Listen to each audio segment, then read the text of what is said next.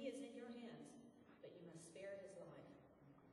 So Satan went out from the presence of the Lord and afflicted Job with painful sores from the soles of his feet to the top of his head.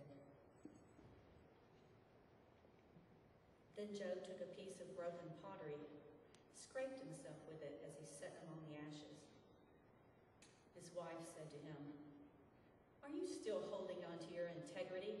Curse God and die."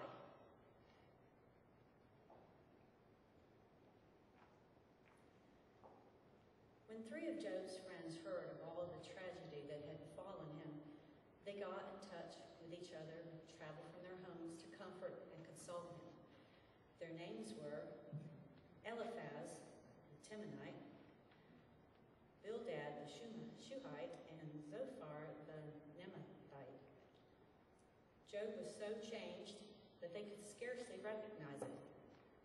Wailing loudly in despair, they tore their robes and threw dust into the air and put earth on their heads to demonstrate their sorrow.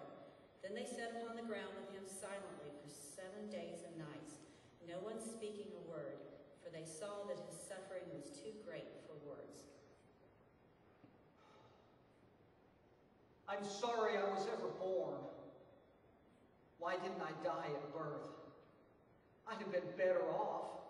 At least there's no misery then. I was afraid something like this would happen all the time. I'd be better off dead than suffering all this trouble." I've got to answer that. The innocent don't perish. God punishes the sinner. If I were you, I'd turn to God. God is clearly chastising you, and when you turn to him, he'll restore you. If only you knew how much God is making me suffer. I wish he'd crush me and get it over with. As for you, Eliphaz, you're a lot of help. Show me what I've done wrong. I tell you the truth. I just can't be suffering chastisement. I've been good. Oh, I'm suffering. I just can't keep quiet any longer. I tell you, I'm terrified. I'd rather die. Why is God letting this happen? If I'd sinned, he could have pardoned it. But what's happening to me? That's a terrible way to talk. Is God ever unjust? Never. If you were pure and prayed to God, he'd surely pardon you. Just think back. Our fathers taught us that a man who forgets God is the one who falls. Bildad, I know what you're saying is true, but how can anyone really have standing with God? He's so far above us. How can I reach him? I wish I could reach him. I wish I could plead my innocence in some court, but who's going to judge between me and God? I say I'm righteous, but God still afflicts me. And no one can judge or make him stop whipping me. I wish I could die. God, cut it out. I didn't do anything. Show me where I've sinned. You know I'm not wicked. If I were, I would deserve punishment, but I don't. Why did you ever let me grow up to be mistreated like this? How can you expect to be justified talking like that? Why, you're full of boasting. You say, "I'm just." You say, "I'm pure." You blab on and on. Ha! If God would talk, he'd tell you. God knows. He sees secret sin. But there's still hope. Get your heart right with God. He'll still accept you. But watch out. There's no escape for the wicked. The only hope is death. Zophar, you guys are so smart. You sure know it all.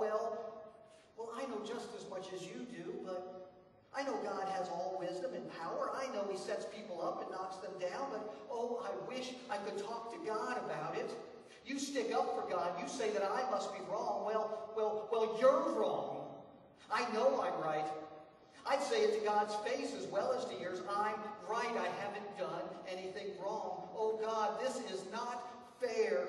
Men are so frail, so weak. Stop it. Don't do this to me. You're wearing out all my hope. Job, you've been rambling on like a fool. Why, that kind of talk condemns you. You don't know anything. God is wiser than you. Remember what we know about God. It is the wicked man who suffers. It is the proud man God brings low, the man who boasts against God. It's the godless who suffer in the end. Oh, you are a miserable bunch of comforters. Whether I talk like this or keep quiet, I still suffer. The fact is, God is against me, and he's delivered me to the ungodly. He's putting miserable, unbearable pressure on me. Scoff if you will.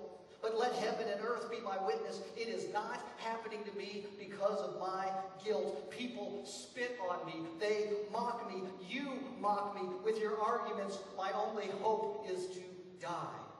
Job, why keep on trying to justify yourself? We all know it's the wicked man who suffers terrors and falls into calamity. And oh, the wicked will suffer. Their families will die. No one will carry on the family name. The wicked will dash in terror towards death. Surely this is the horrible fate of a man who does not know God. Stop it. Stop it. I am not wicked, Bildad. If only I had justice. Simple justice. But there's no hope. God is crushing me. Even you have turned against me. Everyone says God is punishing Job. Have pity, friends. Have pity. Why do you persecute me like God does? I wish my side were published. Someone would vindicate me. But you all are afraid to take my side. That's enough.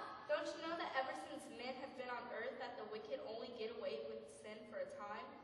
They may seem to prosper, but in the end the wicked man's life is one gall of bitterness. His possessions will be gone, his children dead. He won't keep on prospering. God will unleash the fierceness of his wrath on him. That's what happens to the wicked man. Get that, Job? To the wicked man. So far, you talk about the end of the wicked, but look around. We each know wicked men who do prosper. They get old, they see their grandchildren, their houses are safe. Nothing bad seems to ever happen to them. God doesn't use his rod on them. They even mock God. They say, why serve God? We're doing all right without him. Where's the profit in prayer? How often do folks like this really get what they deserve? Oh, you say they're going to get it in the end, but when? Why God's children seem to suffer more than the ungodly? Who repays the wicked? Your answers are all lies. Well, tell me this, Job. What good is it to God that you're so righteous? Do you suppose he's clapping and jumping up and down over your goodness? Why does he reprove you then? Let's face it, this has happened to you because you are a big, wicked, terrible sinner. God knows. He sees things we didn't, things you've done at night, skulking about. But now you've shown your true colors. Who said, what's the profit in prayer? Why, that's your own heart talking, you hypocrite. Listen, Job, seek God now. Listen to him. If you return to God and put away your sins, he'll restore all the good things you had. Pray. God will hear you. God saves the humble man, the innocent. Turn from your sin. You could still be delivered. I wish I could talk to God. He'd have to listen. I'm right. I am innocent. God would have to agree. But he's hidden. He's hiding. I've done right. I've done his will. I've kept his commandments. Why does he do this to me? I am terrified. God knows what's happening, but he doesn't act. People are murdered, people steal, people commit adultery, the poor suffer, and the wicked prosper, and God upholds them. Be honest, it's true. Prove me a liar if you can. God is always right. We men, how can we be just with God? How could we, worms that we are, explain his actions? Oh, you've helped poor, weak me. Thanks. I know God's power and his majesty, how far beyond our conception his might is, but as God lives, he's treating me unjustly, even for God.